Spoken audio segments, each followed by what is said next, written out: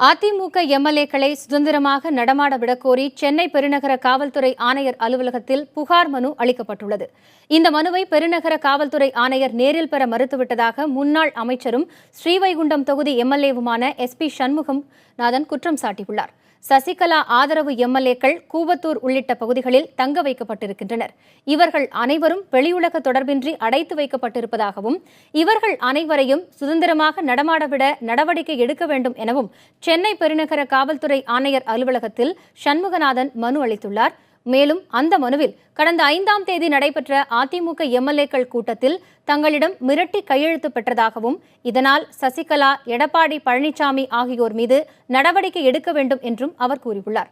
இந்த மனுவை காவல்துறை ஆணையர் ஜார்ஜ் பெற்றுக்கொள்ள மறுத்துவிட்டதாகவும் கூடுதல் ஆணையர் சங்கர் பெற்றுக்கொண்டதாகவும் பின்னர் பேசிய சண்முகநாதன் தெரிவித்தார். கிட்டத்தட்ட ஒரு 100-130 எம்எல்ஏக்கள் சிறை வைத்த மாதிரி அடைத்து வைத்திருக்கிறார்கள் என்பதை தெரியும். ஆனால் நானும் அந்த பஸ்ஸில் வந்தவன், 3 பஸ்ஸுகளில் வந்தோம். அதில் நான் மட்டும் இறங்கி வந்து விட்டேன். மற்றவர்கள் அவர்களுக்கு அந்த தைரியம் இல்லாத காரணத்தினால அவங்க அடைத்து வைக்கப்பட்டு இருக்கின்றார்கள். அவர்களை விடுவிக்க வேண்டும், அவர்கள் சுயமாக செயல்பட வேண்டும் என்ற நோக்கத்தில் நாங்கள் கவர்னர்கிட்ட புகார் மனு கொடுத்துருக்கோம்.